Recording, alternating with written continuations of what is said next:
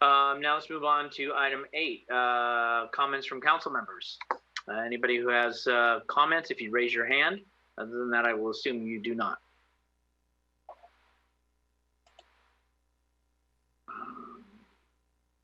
Okay, I'm not seeing any hands. I do. Marty.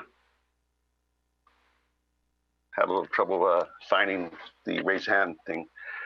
I just wanted to acknowledge everybody's efforts, staff, my colleagues, our residents. This is tough. I also wanted to thank a volunteer, a donor who wished to remain anonymous, who gave a 25 boxes, I think it was, of gloves, of the nitro gloves that I donated to our community development department. And that's just what I love about our community. It's at how we do get together, and this person doesn't want to even be named. So thank you, and everybody hang in there. We're going to get through this. Thank you. Okay, any other council member? If not, also just want to, in closing, of course, thank staff for the communication, the PSAs, the other elements that they've been putting out there, and trying to keep everybody informed. It is obviously, I think people were looking forward to May, and I don't know that they all still feel the same way about May.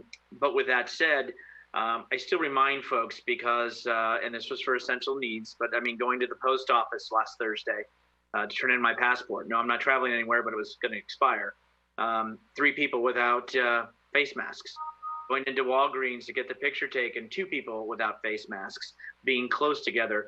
So I think, again, we still need to really take it serious. And I think we really need to know that whether you feel healthy, what you can in return do, not even knowing it, can cause. So again, I don't think Chief Johansson would say be the police on it, but I know I'm getting calls, texts, or emails about these people on a basketball court or this or that. If you feel compelled, then call the non-emergency number.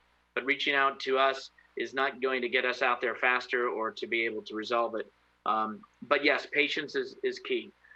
Finally, for PG&E, I alluded to that earlier, and I think it's important that the PG&E public safety power shut off. It's not to scare anyone, but obviously we went through this before. I want to assure you that in the Emergency Services Council, we made it very clear to that staff in the county for PG&E to be mindful and understanding. We know that people have stock fridges, they have their medications, so they need to be diligent and they need to be succinct in what they do and not just turn off more than they need. But what is important is to update your contact information. And you see here the website as well as the contact phone number. And that is so they can call you, that they have a method to call you to say there may be a disruption. And sometimes, as I had a person on Crestmore, that a pole was going to be replaced and there was going to be a disruption. Well, when we looked into it, there was not going to be a disruption to power, but there was just a miscommunication. So if they have your information, they can reach out to you directly. So I leave that, that's up there for us to pass it on. And so I appreciate it. And with that, we're going to go ahead and adjourn back to finish up the public employee performance evaluation pursuant to code 54957.